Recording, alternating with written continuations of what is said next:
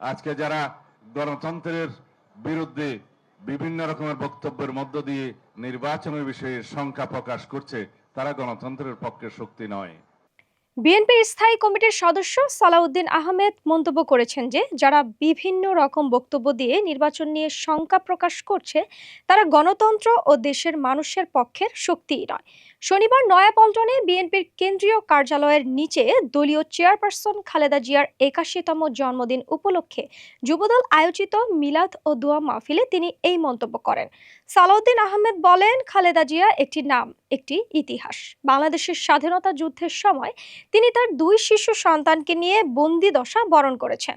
শহীদ জিয়াউর রহমানের শাহাদাতের পর দীর্ঘ ৯ বছরের আন্দোলনের নেতৃত্ব দিয়ে তিনি আপসহীন দেশনেত্রী উপাধিতে ভূষিত হন এবং স্বৈরাচারকে হটিয়ে দেশের সংসদীয় গণতন্ত্র প্রতিষ্ঠা করেন।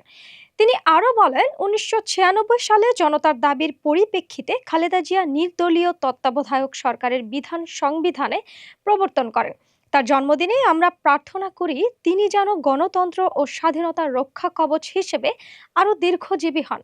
বিএনপির এই নেতা বলেন, আমরা সমস্ত বিষয়ে দিক নির্দেশনা পাচ্ছি খালেদা জিয়ার কাছ থেকে। তিনি নির্দেশনা দিয়েছিলেন আলাপ আলোচনার মধ্য দিয়ে ঐকমত্যের ভিত্তিতে গণতান্ত্রিক উত্তরণের পথকে সহজতর করতে হবে।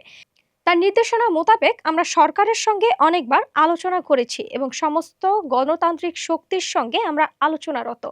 জাতির ঐকমত্য প্রতিষ্ঠার মধ্য দিয়ে একটি সুষ্ঠু, সুন্দর ও শান্তিপূর্ণ নির্বাচন অনুষ্ঠানের জন্য আমরা অপেক্ষামান। সালাউদ্দিন আহমেদ বলেন, আমরা সেই গণতন্ত্রের জন্য অপেক্ষামান যার জন্য আমাদের সন্তানরা শহীদ হয়েছেন এবং রক্ত দিয়েছেন। তিনি জাতীয় ঐক্য বজায় রাখার আহ্বান জানিয়ে বলেন যে জাতীয় ঐক্য প্রতিষ্ঠিত হয়েছে, সেই ঐক্যকে শক্তিতে পরিণত করতে হবে। সালাউদ্দিন দাবি করেন, যারা নির্বাচন নিয়ে শঙ্কা প্রকাশ করছে তারা গণতন্ত্রের পক্ষের শক্তি নয়। তিনি বলেন, তারা হয়তো কোনো না কোনো কারণে ইনিয়ে বিনিয়ে কথাগুলো বলছেন যাতে করে নির্বাচনকে বিলম্বিত বা বানচাল করা যায়। তিনি আরও বলেছেন যে দেশের মানুষ গণতন্ত্র ও ভোটাধিকার প্রয়োগের জন্য সংকল্পবদ্ধ। এর বিপক্ষে যারা বাধা সৃষ্টি করতে চাইবে জনগণ তাদের বিরুদ্ধেই রুখে দাঁড়াবে।